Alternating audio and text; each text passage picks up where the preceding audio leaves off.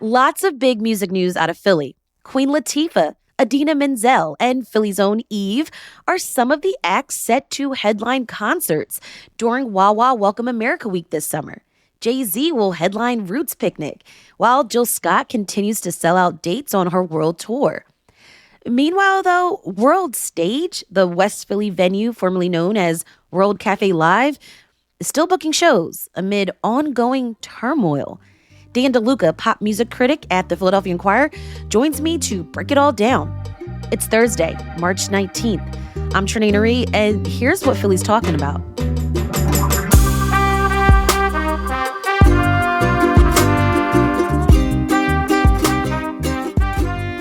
Okay, Dan, what is going on at World Stage, formerly World Cafe Live? This place seems to be on the brink of shuttering, and then yet it keeps pulling itself together to pull off events. What's happening?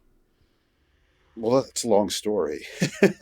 And it's also funny. It just sounds weird to call it World Stage. I mean, as of it's World Cafe Live to me. Right. It's a as of last right? week, it's World Stage. I mean, I think it's totally going to be one of these things like Delaware Avenue, or, where nobody calls it Columbus Boulevard. Right. You know what I'm saying? Right. People are going to still call it World Cafe Live, though it's officially now World Stage. Last week, A, it filed for bankruptcy, and B, they changed their name to World Stage, which I think caught everybody by surprise. But the story dates back to last spring when there was a leadership change, and Hal Reel, who was the founder, who was the CEO at that time, stepped down after 20 years where you had this institution, which is a musical and cultural hub in West Philadelphia, University City, for 2 decades. Okay, so in comes the new CEO, Joseph Callahan. Correct. Who some of us have been learning, he's the guy that brought the portal to Philly. Exactly. He's often described, it's kind of a funny word, as a technologist, and a businessman. And he brought the portal to Philly. And basically, when he came in, I think what happened was people thought everything was hunky-dory and healthy at the World Cafe Live. And really, they had a tremendous amount of debt, which dates back perhaps to when they initially opened, had like $10 million worth of debt. So there was a question of, according to Callahan, the operating budget was losing like $6,000 to $7,000 a month before he came in. And so when Hal Reel gracefully stepped off stage, and people thought, okay, well, Hal Reel was the founder and he was a really nice guy, but he's walking off into the sunset. I think he was walking off in the sunset with a club that was in dire financial straits. And they had become a nonprofit in 2018, which seemed, at the time when the pandemic happened, seemed like a brilliant move, because then they were like a charitable institution under the umbrella of this organization called liveconnections.org, which does music education and all this kind of good stuff in the community. So Callahan came in and immediately sort of tried to run it as sort of a business that he viewed as being inefficient and sort of like there was malaise among the employees, as if it wasn't really being run as a profit-driven business, and they were losing all this money. And he sort of brought in this new crew of people that the staff that were working there were unsure and unclear what everybody's new job was, how it affected their jobs. And there was some folks resigned. Right. People resigned. A lot of people who had been running it forever, the woman who booked all the shows, left. And Callahan and his crew presented this image of okay, that's fine, because we're going to turn this thing around, and we will be the saviors of World Cafe Live. And then people started complaining about unfair treatment and maybe their checks being light. And during a Suzanne Vega concert in early June, there was a walkout. And even though there was not a union, it wasn't like a union walkout, but all the workers like let the show start, and then they walked down the street and they protested. And they chanted Callahan's name. It was like, "Hey ho, Joe's got to go," kind of thing. Mm-hmm. And did they eventually unionize? They organized with a union during a town hall in July. The then president, a guy named Gar Giles, acknowledged the union and agreed to negotiate with the union, come to the table with the union, and that with two unions, front of house workers and I guess like the service workers and also the tech workers, kind of. It's two separate unions. And they agreed. And then according to those unions, they never actually came to the table in good faith. So it has not operated as a union shop, though it seemed like some level of labor peace had been achieved at that point. And like Callahan, talked to the crowd. It was a raucous meeting. There was a lot of jeers, as well as some cheers. And it seemed like they were on a path. And then in the fall, it seemed like just the situation deteriorated. And you had the councilperson from that district, Jamie Gauthier, went down there and tried to meet with the owners, and the owners weren't there. And more employees complained that their paychecks weren't showing up, etc. And so, yeah, it seemed like it was going in this spiral. Yeah, it seems like it kind of left a lot of people scratching their heads. Now, in your reporting, I also want to point out that World Stage has also faced an eviction notice. Right. Their landlords, the University of Pennsylvania. Now, like, Correct. What is going on, Dan? Because if I miss 1 month or maybe 2 months of rent, I'm gone. Right. But we're talking now 3 years of missed rent. Right. Here's the situation there. Penn says they owe, I think, $1.29 million. It's a lot of back rent. And in the eviction notice that they sent last July, the wording of it basically says that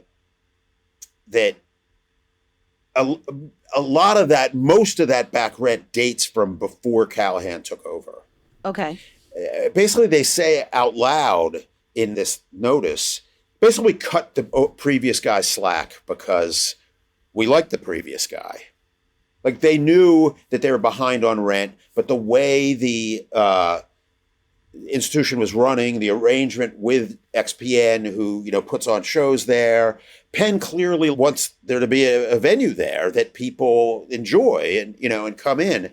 And now they came in, they've had all these conflicts with the Callahan regime, and there's these labor disputes spewing on the street, and bands are like not coming and playing there. So essentially the tone of it, there's actually language in the letter that says sort of, we had this forgiving relationship that existed because our relationship with the previous owner, and then the word "not you" is underlined in that letter. So basically, with that eviction notice, Penn is trying to throw them out.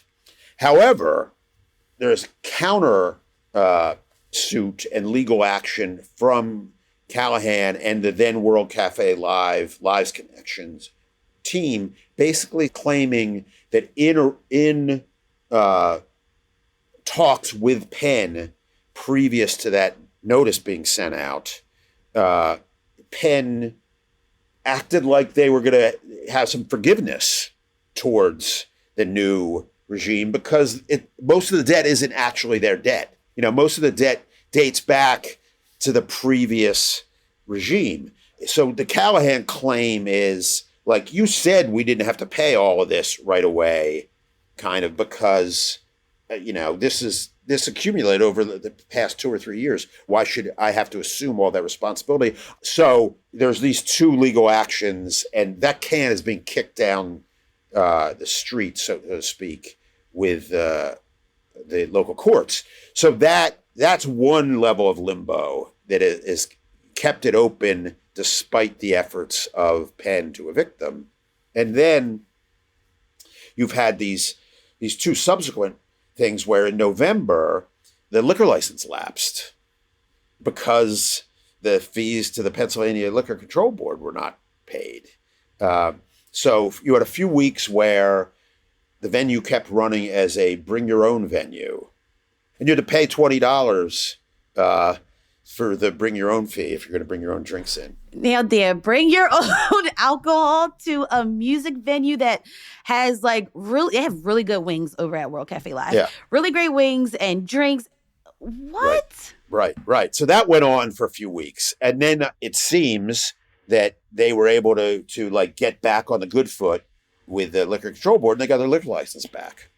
And then in February, this stop work order was posted with a deadline of March 11th. And that was about unpaid taxes.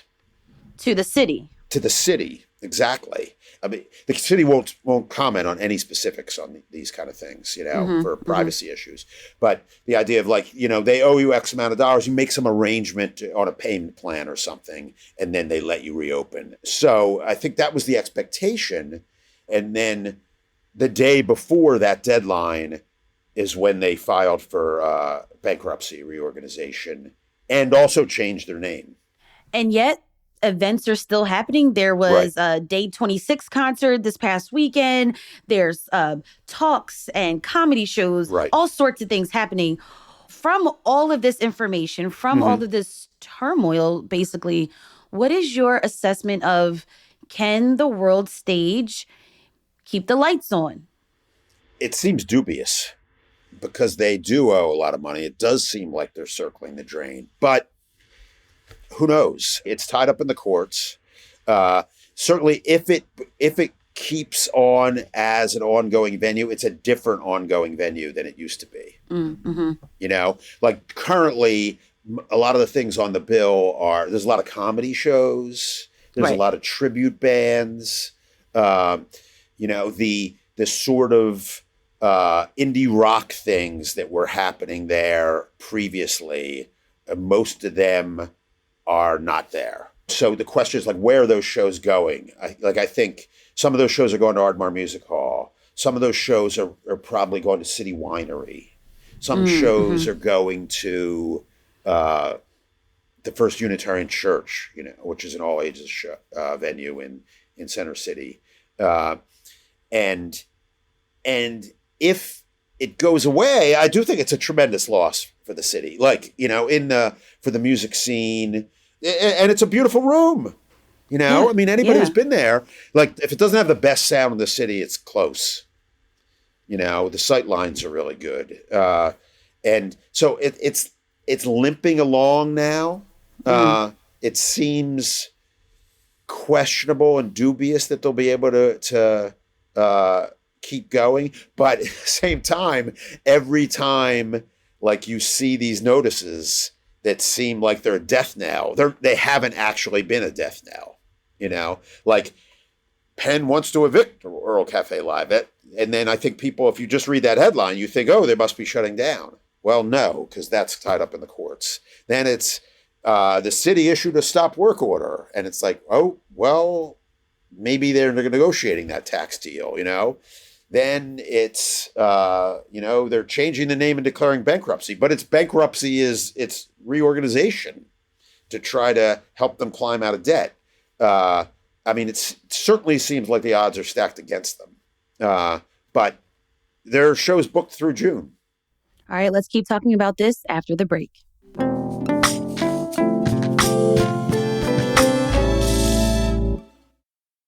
Big news recently came out about the annual long-standing Roots Picnic is again happening this year after what many described as a disaster of a production last year. And that was due to a rainstorm, and that kind of messed up the grounds at the Mann Center over in West Philly.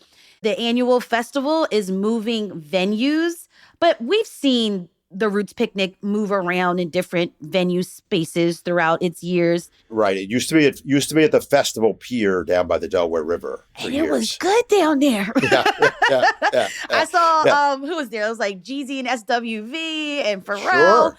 Sure, there was Yeah. a Pharrell Williams tribute that Yes. year. Yeah, Yep. Mm-hmm. yeah. Though I always used to joke back then that like it would be nice if they had the Roots picnic at a place where you actually might want to have a picnic, which was not the case at the Festival Pier because it was basically at like black tarmac, along Yeah. But then they moved, I think in 2019 maybe or 2018 to the Man. And now it's going to be at the Belmont Plateau. Now it's going to Belmont Plateau. I have two thoughts about this. Okay. Okay, and I have thoughts as well. Yeah. But I'll let you start. One is that it's true. Last year, like there was a debacle of sorts because there was a tremendous amount of rain the week before, and I think they worked really hard. Probably by Friday to get the grounds in as good shape as they possibly could. And then it rained ton overnight. So the Saturday morning, they were trying to repair the grounds as best they could. And what the really major fail is that people were lined up outside and there was super poor communication. People got PO'd when they were out there. It's okay, you can say pissed off. Yeah, they were pissed off. They got pissed off, and there was very poor word getting out to people, just in terms of things that would have been easy, like on social media, to say, like what's going on? Why are we standing outside of the gates? Right. Let us know. And for those who don't know about the Roots picnic that was happening at the Man, there's two like main stages. Like you had the main stage where you roll out a blanket and you just sit if you could find a spot. Right. And then the other stage with the theater, there's actual seats. Here's the interesting thing about this. I think that probably the Roots always had a plan or hoped to move it to the Belmont Plateau, I think, and make it bigger.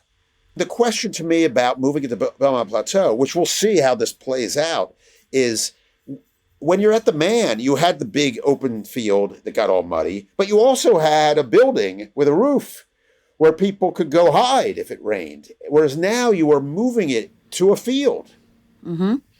And so, that's the thing. And that's my thing. Even with JAY-Z headlining, still there are so many unanswered questions that will hopefully get answered in the coming months and weeks, especially in regards to infrastructure. Yeah. Because you can't control the weather. So if it rains or anything, you're going to be kind of like in a tough spot.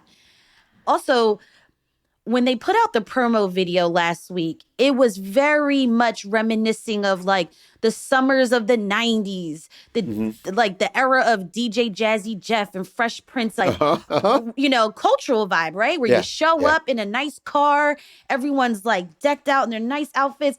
But this is 2026, Dan. The aunties need somewhere to sit. Yeah. Okay. This is an older, the Roots are like an older, like music lover community.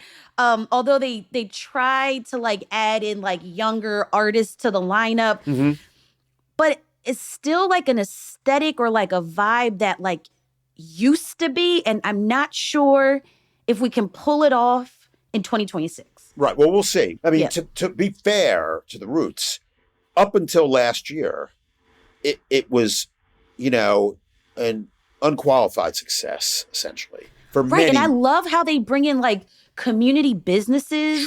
And podcasting to it. Yeah. Right. Yeah. And also it's for grown folks, It's for grown. It is. Yes. I mean, they got some young acts. I think they've done a brilliant job of the full spectrum of Black music. Yeah. I mean, they have gospel. They have old school hip hop. They have some new hip hop. The tragedy last year was that more than the rain was that D'Angelo and the Roots were going to play, then D'Angelo, sadly was ill and then passed later in the year. But we'll see.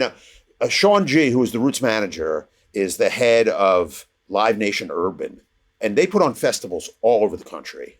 And so I'm assuming that in some of those places, in Atlanta or Oakland or wherever, they're probably building a lot of those things from the ground up. So maybe there'll be tents, like Coachella or something this year. We'll see. Because I do think, if there's not a place to hide from the rain and get some shade, and at least if you're a VIP, sit in a on a chair somewhere, then it's potentially not as good of a sight as the man was. But that remains to be seen, and the announcement will be coming of the acts, and then maybe when all the acts come out, everybody get excited. But I do think there's a little bit of like question marks about a lot of question marks. Yeah. Yeah. I mean, I don't know. I saw videos and drone footage of Meek taking the stage, Meek Mill. Yeah. And I mean, it was just like phenomenal, the response. And Maxwell stepping in for D'Angelo at the time as well. Much respect to him. I mean, I feel like I would give the stage to Jill Scott. It's her time, but Right. I don't know about the timing of her world tour right now. Well, that's what's interesting about that. Like because she announced 3 shows at the Met in July. And then added another one, last right? week, and they added a 4th. Yeah. So does that mean she won't play the Roots Picnic? Or, if those 4 shows sell out, then maybe she can play the Roots Picnic. Yeah. Because the Roots Picnic will be like 6 or 7 weeks before then. Right. But I would think with this move, the lineup needs to pop.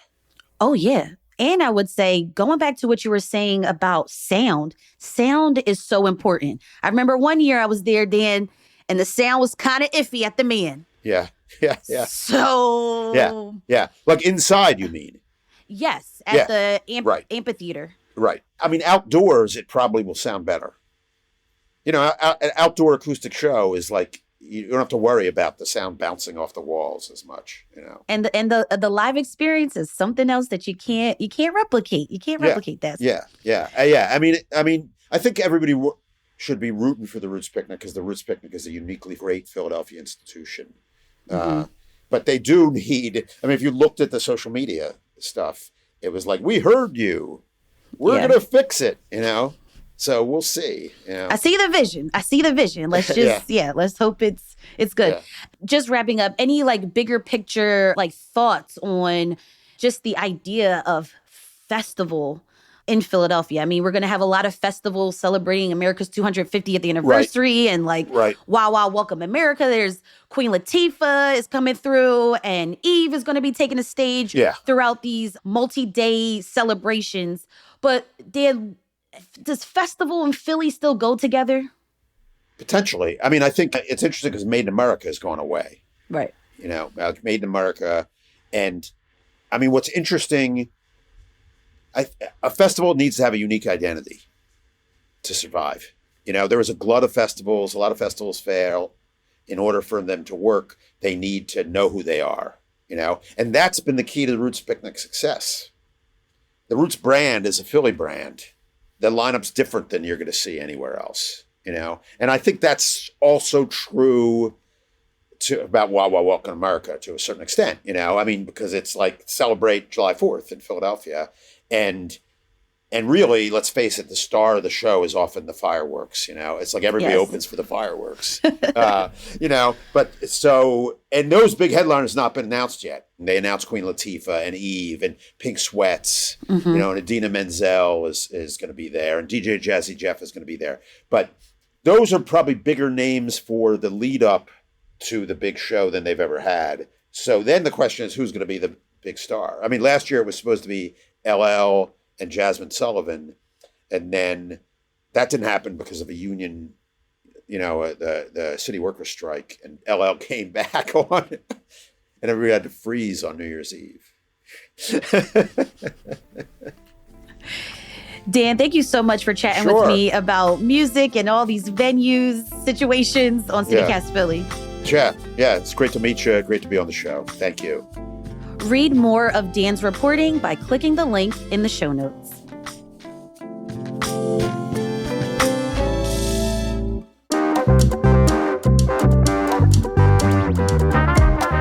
That's all for today here on CityCast Philly. If you enjoyed this episode about music news in the city, share this with a friend. Also, rate the show, leave us a review, and hit that subscribe button. Be sure to sign up for our morning newsletter to learn more about what else Philly's talking about. And don't forget, you can support the show and get great perks by becoming a CityCast Philly neighbor at membership.citycast.fm. We'll be back tomorrow morning with the Friday News Roundup. Talk to you then. Bye.